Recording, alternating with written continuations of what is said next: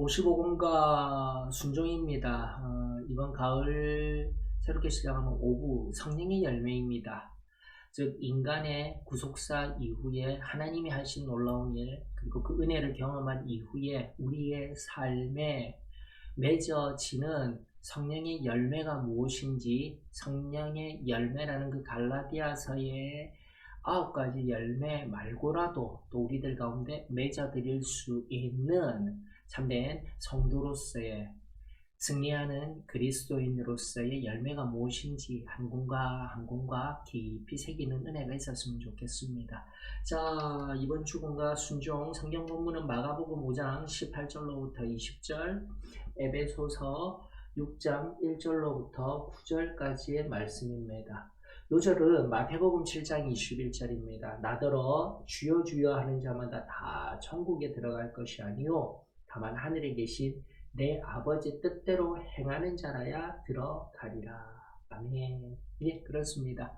진리를 깨닫는다, 즉 이성적으로 내가 이해한다, 그것은 진리가 아닙니다. 다시 한 번 더, 진리를 깨닫고 이성으로 내가 알물 경험하였다라면 결국 삶의 행함으로 나타나는 것이 참된 진리의 완성입니다. 그것을 기억하며 오늘 순종의 의미가 얼마나 깊은지 우리 또 살펴보도록 하십시다. 자, 마가복음 5장 18절로부터 20절까지입니다. 예수께서 배에 오르실 때에 귀신 들렸던 사람이 함께 있기를 간구하였으나 허락하지 아니하시고 그에게 이르시되 집으로 돌아가 주께서 내게 어떻게 큰 일을 행하사 너를 불쌍히 여기신 것을 내 가족에게 알리라 하시니, 그가 가서 예수께서 자기에게 어떻게 큰 일을 행하셨는지 되가보리. 전파하니 모든 사람이 놀랍게 여기더라. 아멘. 자, 두 번째 본문입니다. 에베소서 6장 1절로부터 9절까지의 말씀. 자녀들아, 주 안에서 너희 부모에게 순종하라. 이것이 옳으니라. 내 아버지와 어머니를 공경하라. 이것은 약속이 있는 첫 계명이니 이로써 내가 잘되고 땅에서 장수하리라. 또 아비들아, 너희 자녀를 노엽게 하지 말고 오직 주의 교훈과 훈계로 양육하라. 종들아, 두려워하고 떨며 성실한 마음으로 육체의 상전에게 순종하기를 그리스도께 하듯하라. 눈가림만 하여 사람을 기쁘게 하는 자처럼 하지 말고 그리스도의 종들처럼 마음으로 하나님의 뜻을 행하고 기쁜 마음으로 섬기기를 주께 하듯 하고 사람들에게 하듯 하지 말라. 이는 각 사람이 무슨 선을 행하든지 종이나 자유인이나 주께로부터 그대로 받을 줄을 알미라. 상전들아, 너희도 그들에게 이와 같이 하고 위협을 그치라. 이는 그들과 너희의 상전이 하늘에 계시고 그에게는 사람을 외모로 취하는 일이 없는 줄 너희가 알미라. 아멘. 자, 이렇듯 이 두 곳의 본문의 말씀을 통하여서 우리 또 하나하나 질문에 의한 답들을 찾아나가도록 하십시다. 그 전에 어떠한 서론의 배경이 있는지 살펴보도록 할까요? 누구든지 하나님께 불순종하는 자는 영원한 형벌에 처한다라는 사실을 알면 하나님의 말씀에 순종하는 일이 반드시 필요함을 깨닫게 될 것입니다. 부모님과 우리를 다스리는 자에게 순종하는 일은 중요합니다. 그렇게 하는 것은 바로 성경에 기록된 가르침에 순종하는 것이 됩니다. 에베소서 6장 1절과 히브리서 13장 17절을 참조하십시오. 이미 에베소서 6장 1절은 우리가 살펴보며 자녀들에게, 부모님에게 순종할 것을 요구하는 말씀이었으며, 이 히브리서 13장 17절 말씀은 바로 주의 종, 곧 교회의 지도자, 목사님을 향한 권면입니다. 보도록 하십시다. 너희를 인도하는 자들에게 순종하고 복종하라. 그들은 너희 영혼을 위하여 경성하기를 자신들이 청산할 자인 것 같이 하느니라. 그들로 하여금 즐거움으로 이것을 하게 하고 근심으로 하게 하지 말라. 그렇지 않으면 너희에게 유익이 없느니라. 아멘. 여기서 경성하다라는 것은 때로는 훈계와 책망도 하여야 한다라는 것입니다. 늘 사랑만 하는 것이 아니라 하나님 말씀에 의한 훈계와 책망이 있을 때에도 결국 하나님 앞에 서서 그가 진리를 전하였는지 또 진리에 의하여서 훈계와 책망을 하였는지 주어진 맡겨진 양떼들에게 행한 그 가르침 그대로 하나님 앞에 청산할 것과 같이 그렇게 한 걸음 한 걸음 내딛는 주의 종들, 이 시대의 주의 종들, 그들을 사랑하십시다. 기도하십시다. 그리고 함께 하십시다. 자, 첫 번째 질문입니다. 본문에서 부모를 공경하는 일이 약속이 있는 첫 계명이라 하였는데 10계명 중 몇 번째 계명과 관련이 있습니까? 여기 약속이 있는 첫 계명 할 때 이 약속은 또다시 무슨 뜻이 있습니까? 라는 질문입니다. 이에 대한 우리의 교리적인 대답은 다섯 번째 계명과 관련이 있습니다. 우리가 잘 알고 있죠. 10계명 중에 다섯 번째 계명이라는 거예요. 그리고 그에 연하여진 출애굽기 20장에 연하여진 말씀 21절에 의하면 약속이란 너의 하나님 나 여호와가 내게 준 땅에서 내 생명이 길리라 장수의 복이 허락되어져 있다는 것이죠. 즉 그러므로 10계명 중에 이 계명을 지킬 때에 그러므로 그에 의하여 어떠한 약속 결과가 있다라는 것, 장수의 복이 있다는 것을 우리가 살필 수가 있습니다. 물론 장수가 막 콜록콜록 하면서 장수하는 것이 아니라 건강한 장수이겠죠. 그 복이 저 여러분들에게 이 순종의 복, 나아가 부모를 섬기며 부모에게 순종하는 복으로 저 여러분들에게 충만히 주어지기를 주의 이름으로 축원합니다. 자, 부모 공경하는 일이 천국에서뿐 아니라 이 땅에서도 복된 삶을 살기 위한 일임을 다시 한 번 더 우리들에게 교리가 말하고 있습니다. 그러므로 다시 한 번 더 오늘 제일 처음 효가 점점 더 희미하여지는 시대 앞에 유교에 의한 효가 아닌 다시 한번 기독교 그 진리에 의하여서 효가 바르게 세워지는 우리 각 교회들의 가르침이 있었으면 좋겠어요. 시대를 거슬러 올라가 다시 한번 더 내 부모를 공경할 수 있는 또 부모님의 말씀에 순종할 수 있는 또 그로 말미암아 건강한 삶의 복을 누릴 수 있는 저와 여러분들이 되었으면 좋겠습니다. 자, 두 번째 질문입니다. 순종에 관해 정리해 보십시오 라는 질문에 우리의 교리는 이렇게 답합니다. 순종이란 권위, 통제, 명령에 복종하는 것입니다. 그러므로 자기들의 영혼을 돌봐주는 특별히 교회 지도자들에게 순종하는 것이 중요하다라는 1번의 질문과 대답에 의하여서 부모님께 순종하는 것 중요합니다. 그러나 특별히 교회 지도자들에게 주의 종들에게 순종하는 것이 중요하다라는 것을 이것이 우리들에게 보여주고 있죠. 앞선 히브리서 13장 17절이 우리들에게 하나님의 말씀으로 권면합니다.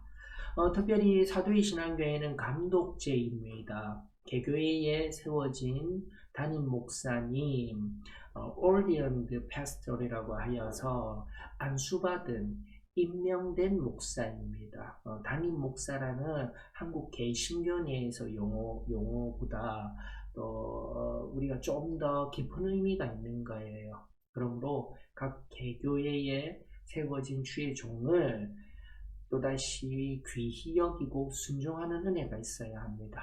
뿐 아니겠죠. 그 위에 권위가 있습니다. 바로 한국의 감독이 있습니다.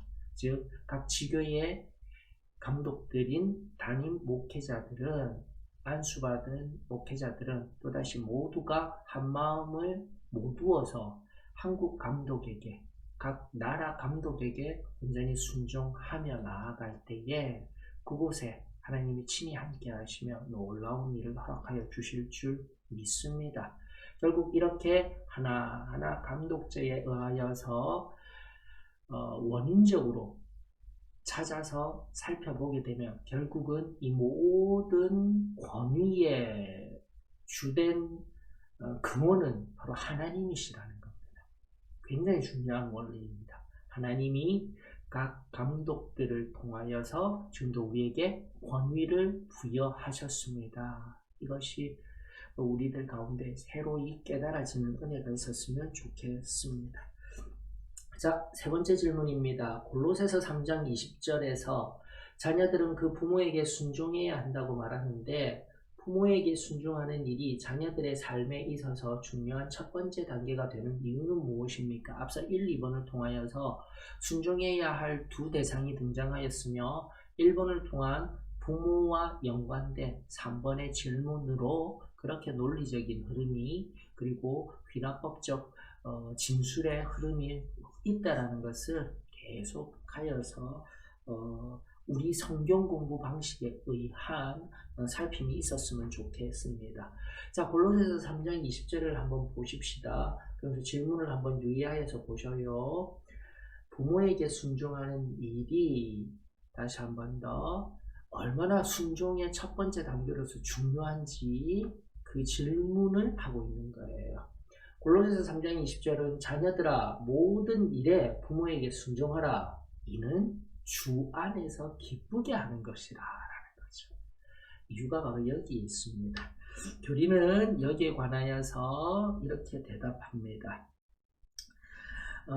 어린 시절은 첫째로 순종하는 자세를 가르치고요. 두 번째로 권위를 존경하는 마음을 형성하는 단계이기 때문입니다. 라는 것이죠. 중요합니다. 교리적인 답을 여러분들이 가지고 계셔야 됩니다. 왜 어린 날 부모님을 통하여서 순종의 훈련을 합니까? 라고 했을 때 첫 번째 자세를 배운다라는 거예요. 싫어 하는 것이 아니라 순종할 수 있는 자세를 가르쳐야 한다는 것. 두 번째, 그 마음으로부터 권위를 존경하는 마음을 가지도록 훈련이 되어져야 합니다라는 것이죠. 너무나 귀한 교리임에도 불구하고 오늘날 우리들 가운데 희미하여져 버린 제자도의 한 훈련의 모습입니다. 다시 이것이 가정 가운데 세워져야 될 것 같아요. 즉 부모님의 말씀에 순종한다라는 의미는 결국 하나님을 기쁘시게 하는 주 안에서 기쁨이 되는 것들이기 때문에 좀 더 순종하는 자세, 권위를 존경하는 형성하는 처음의 단계이기 때문에 그러합니다라는 교리에 의한 권면이 있습니다. 완전히 이해가 되든지 그렇지 않든지 순종은 주님을 기쁘시게 한다는 것을 항상 기억해야 합니다. 즉 부모님의 말씀에 순종하는 이 훈련이 부모님 말씀을 이해해서 순종하는 것이 아니라 다시 한 번 더 주님을 기쁘시게 하는 훈련의 일환으로서 순종하며 나아가는 것이 중요하다라는 것을 우리 어린 자녀들에게 가르쳐야 한다는 것이죠. 자, 이에 이제 준하여 우리가 반면교사를 삼아야 할 또 중요한 권면이 있습니다. 제발 자녀들 앞에서 교회의 치부를 말하지 마십시다. 제가 한국 사도의 신앙교회 역사 속에 보게 되면 바로 사단이 이러한 기성세대에 세밀하지 못한 다듬어지지 아니한 말 한마디 한마디가 어린 자녀들에게 교회를 멀리하게 하는 치명적인 독이었습니다. 내 손안의 자녀로서는 괜찮았지만 어느 순간 이제 이성적으로 자라게 되고 독립할 수 있는 나이가 되었을 때 부모님으로부터 들리워진 교회의 치부 또는 교회 지도자들의 흠 어떻게 교회에 나올 수가 있었겠습니까? 우리가 하나님 앞에 반드시 이 문제 과거성 속에서 깊이 깨달아 오늘 여기에서 또다시 깊은 노력들이 필요합니다. 긍정의 노력들이 필요합니다. 반면교사로서 삼아 다시 한 번 더 우리 자녀들 앞에서 교회의 치부 그리고 교회 지도자들의 흠을 들춰내는 것 필히 삼가하여야 함을 명심하였으면 좋겠습니다. 자, 네 번째 질문입니다. 본 공과에서 아버지들은 자녀들을 노엽게 하지 말라고 하였는데 이 말씀은 무엇을 의미한다고 생각하십니까? 노엽게 하지 말라 하였기 때문에 무언가를 하지 말아야 한다 그런 것은 아닙니다. 즉 자녀들의 마음을 잘 살필 수 있어야 되겠지만 일단 교리적인 우리의 대답은 더욱 순종하기까지 영어 원문적인 의미로는 순종을 개발한다라는 의미가 있어요. 그러나 순종을 계속할 수 있는 그러한 자리에 이르기까지 훈육이 필요하다라는 것입니다. 훈육입니다. 훈육. 디사이플링이라고 합니다. 훈육이 필요합니다. 그러면서 부모가 자녀를 훈육하는 것이 자녀를 노엽게 할 수 있기 때문에 훈육을 자제해야 한다라는 의미가 아니다라는 거죠.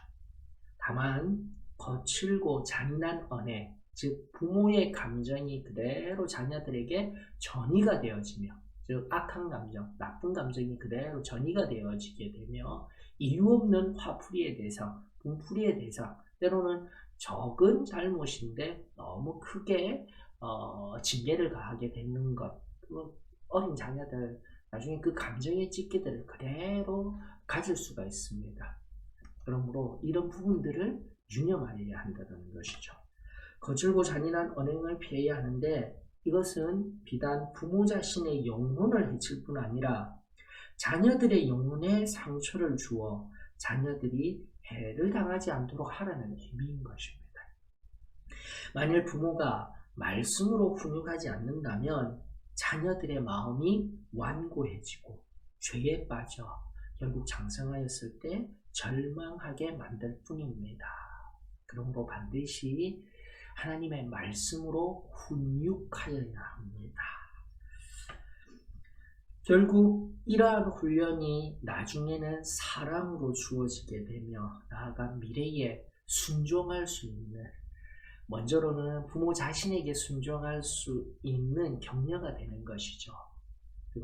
또다시 앞서 말씀드리고 있는 두 번째 대상, 교회 지도자들, 일단은 유년부 교사들부터 시작되어지게 될 것입니다. 학생부 교사를 만나게 될 것입니다. 청년부 교사를 만나게 될 것입니다. 또 때로는 선배, 교회 공동체 내에 선배 멘토가 있을 수 있습니다. 그러한 선한 말과 주의 가르침의 도구로서 사용되어지게 될 때 온전히 순종할 수 있는 법을 배울 수 있게 되는 거죠. 이것이 얼마나 한 주 안에서 기쁜 일인지요. 다시 한번 더 깊은 이 영적 진리들이 일단 시점에서 되는 일이 아닙니다. 짧은 기간에서 이루어질 일이 아닙니다. 거진 한 세대가 흘러갈 때에 비로소 결과를 얻을 수 있는, 눈물로 씨를 뿌려야 그 결과를 얻을 수 있는 인내가 필요한 교훈입니다. 다시 한 번 더 내가 지금에라도, 지금은 그 결과를 얻을 수 없지만 지금에라도 내 자녀로부터, 그리고 내 자녀에게 온전히 바르게 행하지 못하였다라면 내 손자, 손녀로부터 다시금 하나님의 말씀에 의한 이 깊은 교리의 진리가 우리들의 삶에 새로워질 수 있기를 주 이름으로 축원합니다. 그러면서 훈육의 의미가 무엇인지 연하여서 다섯 번째 질문이 우리들에게 도전합니다. 주의 교훈과 훈계로 자녀들을 양육한다는 말씀의 의미를 설명해 보십시오. 에베소서 6장 4절의 말씀입니다. 주의 교훈과 훈계로 양육을 한다라는 말씀의 의미, 앞서 말씀드린 훈련이 필요하다라는, 어린 날로부터 순종의 훈련이 필요하다라고 하였을 때 그 훈련, 훈육이 두 가지로 표현되는데요.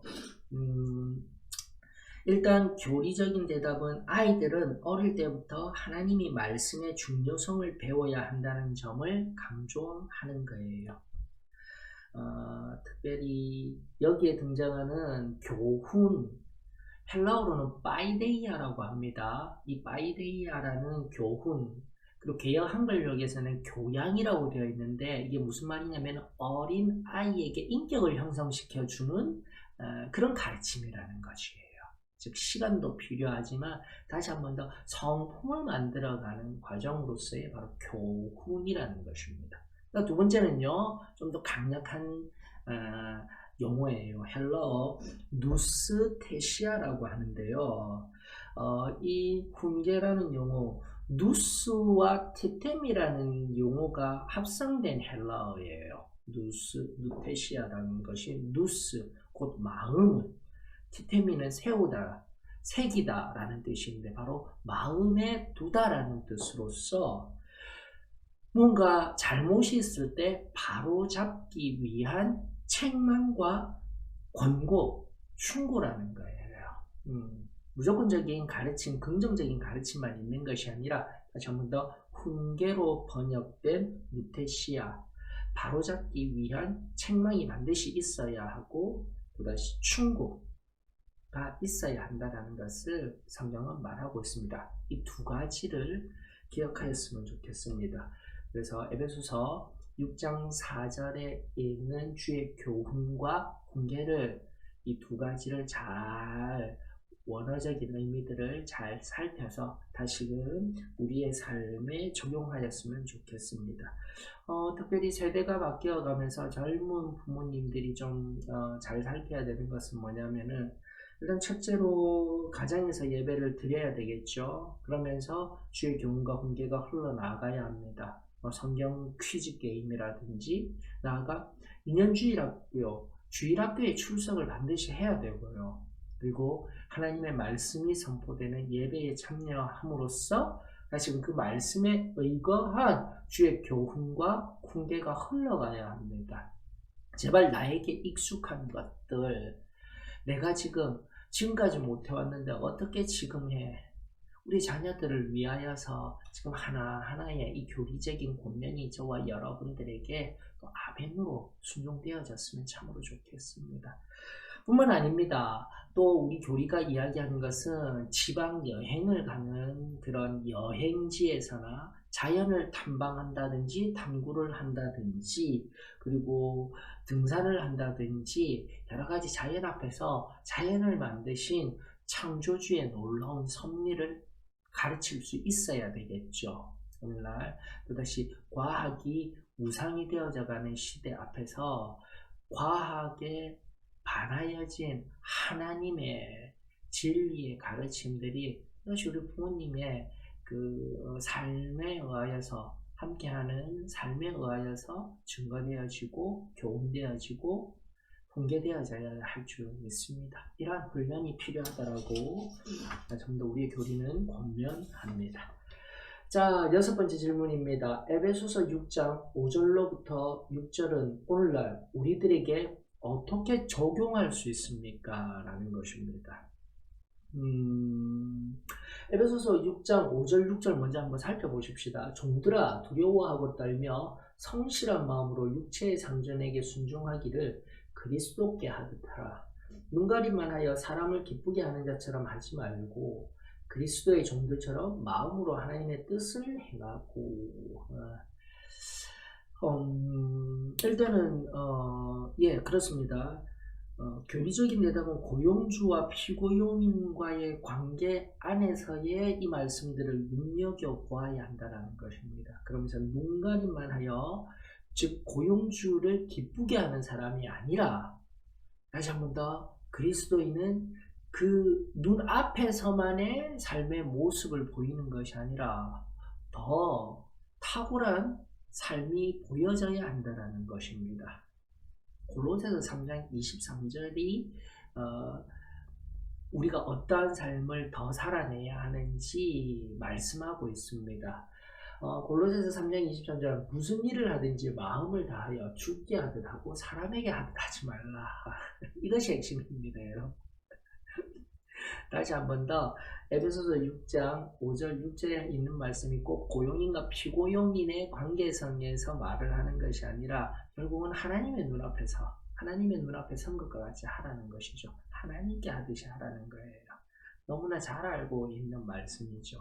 결국 순종은 매 순간 하나님 눈앞의 삶입니다. 이것을 우리가 잊지 아니하였으면 좋겠습니다.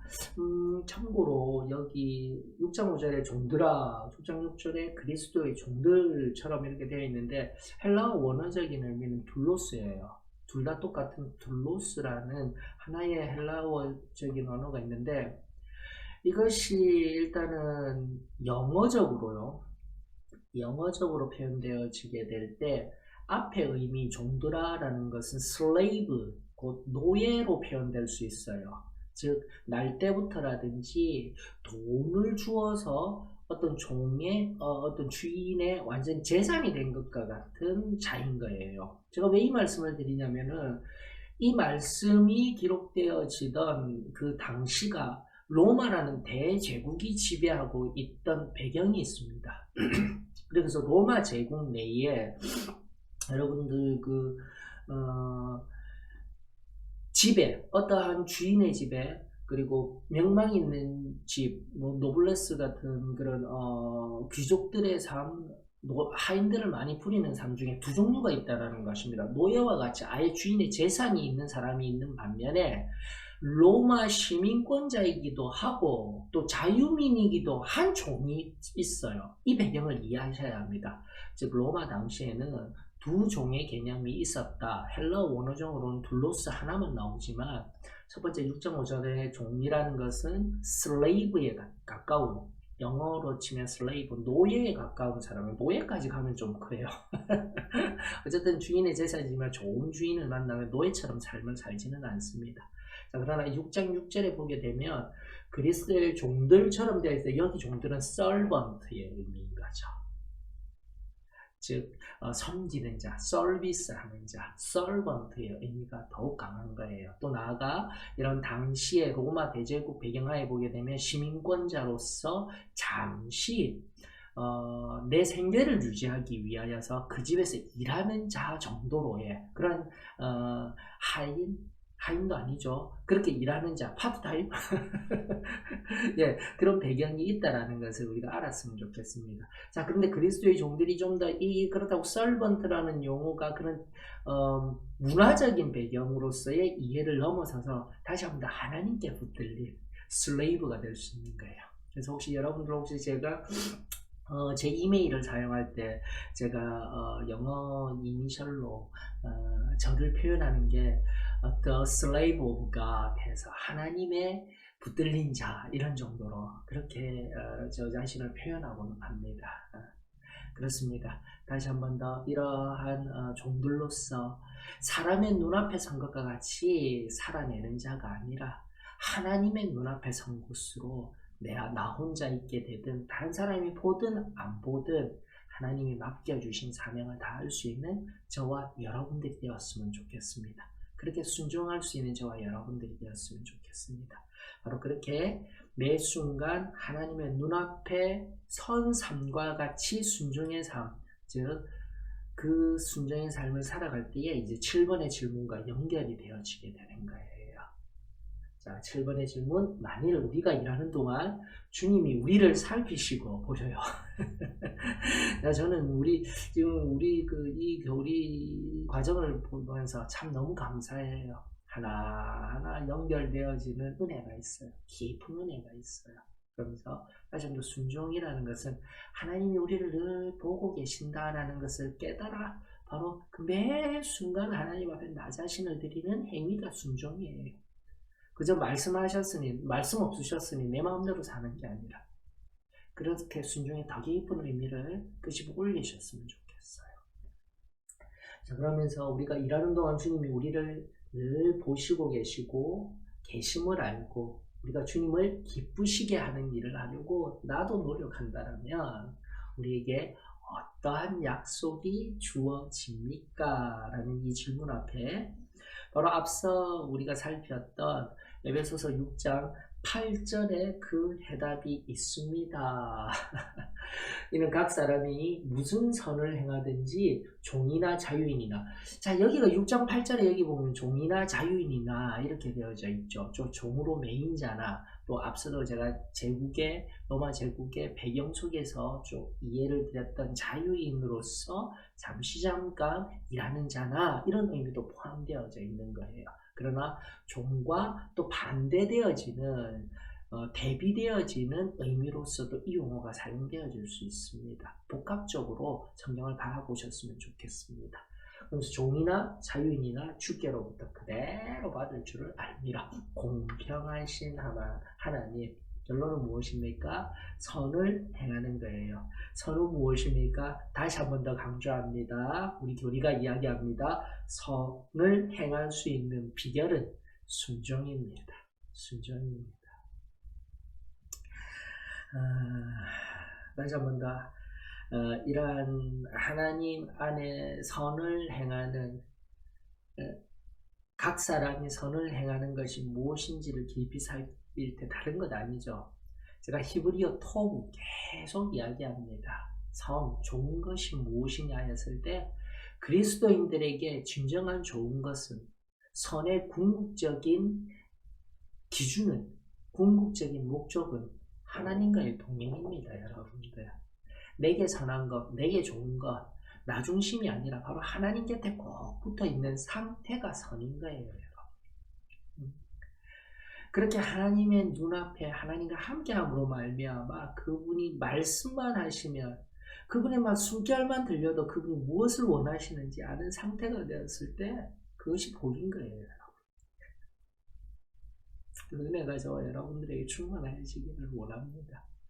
그러면서 인간의 선으로서 하나님과의 동행이 최고의 선이라면 하나님의 선은 무엇일까요? 우리 인간에게 있어서 내 한계를 인지하고 도저히 내가 하나님과 함께 하고 있지만 그것을 내가 믿음으로서 고백하며 그분과 함께함을 늘 느끼지만 내 한계가 뚜렷하여지는 상황, 나의 연약함으로 인하여서 두려움이 물밀듯이 밀려올 수 있는 상황과 그 어떠한 자리에서도 바로 하나님이 개입하시는 거예요.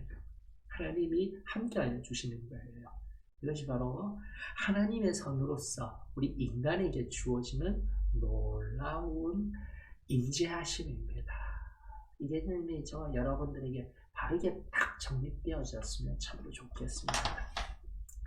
그러면서 8번 거다란 지방에 군대 귀신 들려져 있던 무덤가를 헤매고 다니던 한 사람이 등장하는 겁니다. 인간으로서 어찌할 수 없는 한계적 상황 속에서 바로 선을 행함으로써 그가 선을 이미 행한 것이 아니라 바로 그러한 처참한 상황 가운데 있을 때 하나님이 찾아오셔서 만져주신 사건에 의한 그 다음으로서의 순종의 의미들이 바로 이렇게 연결되어져 있는 거예요. 얼마나 귀한지 몰라요. 자, 이 귀한 우리의 공과 다시 한 번 더 새록새로워지며 사랑하십시다. 자, 8번의 질문입니다. 본문 중 하나의 마가복음을 보면 예수님은 귀신 들린 사람을 고쳐주시는 이적을 행하셨습니다. 예수님이 가다라 지방을 떠나실 때 고침을 받은 사람이 예수님을 따르고자 하였습니다. 그런데 예수님은 그에게 집과 친구에게로 돌아가라고 명하셨습니다. 이게 무슨 말입니까? 내가 나의 삶을 변화시켜 주신 그 군대 귀신 걸려서 무덤가를 쫓아다니며 벌거벗겨서 내가 상처를 내며 살아가던 그 비참한 자리에서 구원하여 주신 그 예수 그리스도를 따르겠다는데 모든 사람들도 당연한 줄 알았었는데 예수님은 그러지 말고 너 집에 가서 너 사랑하는 가족들과 또다시 너 군대의 그 귀신 들리기 이전에 그 삶을 살도록 하여라. 예수님의 놀라운 사랑, 이 땅에서도 주시는 놀라운 사랑이 이 말씀뿐만 아니라 이 질문 곳곳에 나오는 거예요. 그 귀신에게 노인받은 그 사람은 어떻게 하든지 예수님을 따라가고 싶었지만 나의 열망과 갈망을 내려놓을 수 있는 거예요. 그게 순종입니다, 여러분. 예수님의 마음을 알고 또다시 그 가족에게 돌아가 자신이 살던 마을 돌아가 예수 그리스도를 증거하는 놀라운 인생의 삶. 이것이 바로 순종에 의한 세상을 향한 선한 영향력인 거예요. 저와 여러분들에게 이 놀라운 의미가 새로워질 수 있기를 원합니다. 내 갈망을 내려놓고 내 욕망을 십자가에 또다시 못 박아 오직 우리 주 예수 그리스도의 말씀대로 살아계신 하나님의 의지대로 성령의 이끄심대로 온전히 순종하며 살아가는 저와 여러분들이 되었으면 참 좋겠습니다. 그러면서 그 이유가 지금까지 이야기한 것들 우리 교리의 표현대로 하면 첫 번째 질문에 대한 답은 성경이 직접적으로 나와 있지 않습니다. 부족한 종이 여러분들에게 잠시 살펴드린 내용들인 거예요. 그리고 나서 치료받은 사람이 순종함으로 말미암아 많은 사람들이 질문은 그가 예수님의 말씀에 순종함으로 어떤 결과가 있었습니까? 많은 사람들이 예수님의 능력에 대해 알게 되었다는 사실인 것이죠.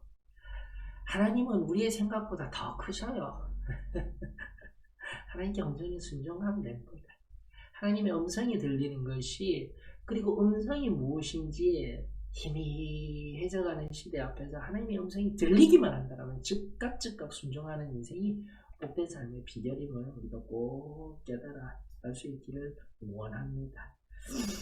이 놀라운 마가복음에 의한 귀신에게 구원받은 이 한 사람의 삶을 통하여서 우리 각자의 삶을 적용하십시다.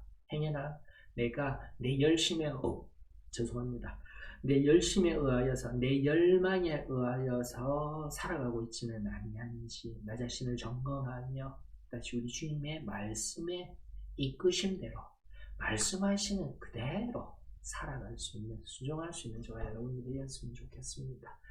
9번째 질문입니다. 이렇듯 나의 열심과 욕망이 아닌 우리 주님이 원하시는 그 뜻대로 행하는 순종이 없다면 다음에 각 곳에서 어떠한 결과가 초래할까요? 각각 가정에서, 학교에서, 교회에서, 직장에서, 우리나라에서 한번 살펴보며 생각해 보라는 겁니다.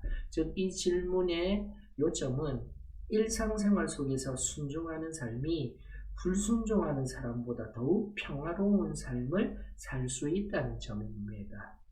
바꾸어 말하면 순종함이 없으면 어느 곳이나 무질서한 상태가 임하게 됩니다 라는 것이죠. 원문에 잠깐 앞서 준비하면서 원문을 보니까 Anarchy would reign이에요. 즉 anarchy라는 이 영어를 사용하는데 anarchy는 바로 아나키즘이라고 하여서 무정부주의자들을 의미하고 무정부 상태를 의미하는 것입니다. 그러나 무질서 상태로 번역을 다시 하여서 우리의 삶에 적용을 해야 되는 거예요. 즉 순종함이 없으면 무질서 상태가 되어지고 되고 바로 would reign이라고 하여서 통치되게 될 것입니다. 무정부 상태 속에 통치되게 될 것입니다 라고 영어 원문이 이야기하고 있을 때 무질서 상태가 임하게 된다는 의미는 결국 사단이 침투하게 되는 거예요. 그만큼 중요한 것입니다. 앞서 서론 우리가 살펴봤을 때 불순종하면 영원한 형벌이 있습니다의 의미가 바로 여기 9번째를 통하여서 이루어지게 되는 거예요. 하나하나 살펴보게 되었을 때. 그래 순종하면은 하나님이 기뻐하시는 자지만 불순종에 관한 반대적인 교훈들에 대해서는 우리가 소홀히 하였습니다. 만약 하나님의 뜻대로 불순종하게 되면 우리 각자 자리에서 어떠한 자리에서라도 무질서의 상태가 임하게 되어 그 무질서 속에 웃고 있는 사단의 존재가 우리의 삶에, 우리의 마음에, 우리 곳곳에 임하여져서 결국 하나님 없는 자리에 들어갈 수 있습니다. 불순종은 영원한 형벌로서 연결되어지게 됩니다. 라는 이 9번째의 교훈에 다시 한번 우리의 마음을 새롭게 하나님의 말씀 앞에서 우리의 마음을 찢는 저와 여러분들의 은혜의 시간이 되었으면 좋겠습니다. 결론은요, 순종하면 됩니다. 순종하면 됩니다. 그래서 마지막 질문입니다. 즉 궁극적인 목표인 천국에 도달하기 위해서는 우린 반드시 순종해야만 합니다. We must obedience 라고 이야기를 하고 있어요. 반드시 순종해야 합니다. 반드시. 그렇기 때문에 우리로 하여금 주의 계명에 순종할 수 있도록 또다시 도움이 되는 비결이 있어요. 나는 순종하고 싶은데 내가 순종할 수 없을 때 또다시 나로 순종하게 하는 은혜가 있으니 그 은혜가 무엇일까요? 요한복음 14장 15절에 말씀하여 주십니다. 너희가 나를 사랑하면 나의 계명을 지키리라. 결국 사랑입니다. 예수 그리스도를 향한 사랑입니다. 나를 향한 사랑이 아니에요. 다시 한 번 더 내 주님을 깊이 사랑할 때에 나는 순종할 수 없지만 그 사랑에 의하여서 하나님의 말씀에 순종할 수 있습니다. 라는 순종에 관한 깊은 의미가 끄집어 올려지게 된 것이죠. 자, 10번째 다시 한번 우리 교리의 가르침입니다. 다시 한 번 더 사랑이 바로 순종의 비결입니다. 예수님 말씀하시기를 너희가 나를 사랑하면 나의 계명을 지키리라 라고 요한복음 14장 15절에 말씀하셨습니다. 다시 한 번 더 순종할 수 있는 나 자신의 영적 능력은 예수님에 대한 사랑에서 온다는 사실을 우리는 깨달아야 합니다. 내가 순종할 수 있는 것도 내 능이 아닙니다. 예수 그리스도를 사랑함으로 오직 예수 그리스도와 함께 나아가겠습니다.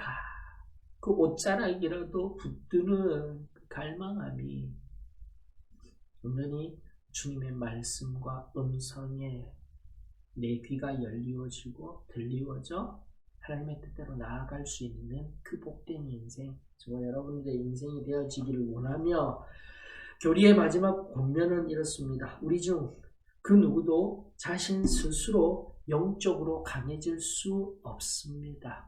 다시 한 번 더 우리 주님을 사랑함으로 우리 하나님 아버지의 은혜를 경험해야만 성령의 임재, 무정부 상태 속에 있는 내게 이미 임한 이 하나님 나라에 다시 한 번 더 사단이 틈타 순종하지 못하는 질서 없는 부모님과 교회의 지도자들에게 순종할 수 없는 상태나 또는 내 마음에 숨기우고 가려진 내 안에 고집이 있다라면 오늘 또다시 예수 그리스도를 사랑함으로 진정한 순종의 깊은 의미의 자로 나아갈 수 있기를 주의 이름으로 축원합니다.